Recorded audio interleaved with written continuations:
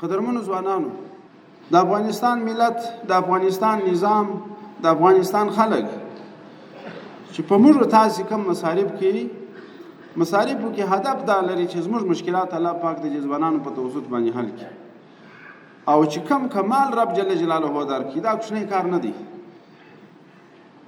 په جامعه کې ترقي په دې باندې سړی مخ ته نه ځي چې ښه ښایسته رنګ لري، په دې باندې سړی مخ ته نه ځي چې ډېرې پیسې لري، په دې باندې سړی مخ ته نه ځي چې د ښه قومه څخه دی. د بهتري معیار هغه علم دی. تاریخ ثابته کړې ده.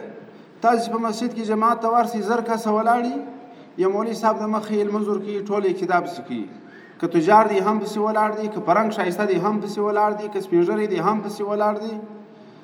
په هر څومره کمالاتو چې نازول شوی دی، خو دغه علمي میدان کې څوک چې په دا علم باندې آباد دی هغه به د مخه کېږي، هغه به پیشقدمي کوي.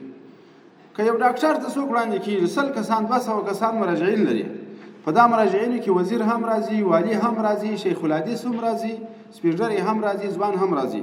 استا کمال دی چې دې ځای ته رسولی چې خلک به 200 کسان تا ته انتظاري، نوبت به هم راځي، تا ته به وړاندې کېږي.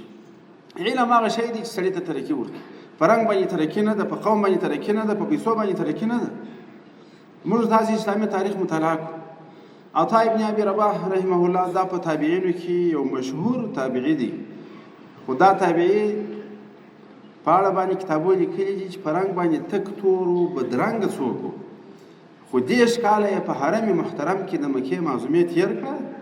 یو وارې طالب العلم و، بیا استاد و، خو پر دغه تور رنګ مرئی بدرنګ مرئی باندې داسې وخت راځي چې د زمانې امیر المؤمنین سلیمان بن عبدالملک یې دروازې ته راځي، دی د شاګردانو سره مصروف دی، ورته وایي هلته پر هغه ځای کښېنه، مخ ته مه راځه.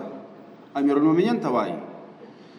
امیر المؤمنین خپل بچیان ورسره دي، هغو ته وایي بچیانو علم وکړئ، دا سړی ګوري په رنګ باندې تور دی، مرئی دی، نن د ده په مخ کې زه دا عاجزه یم، په تواضع په حالت کې یم، دا علم دې ځای ته رسولی دی، بچیانو علم وکړي.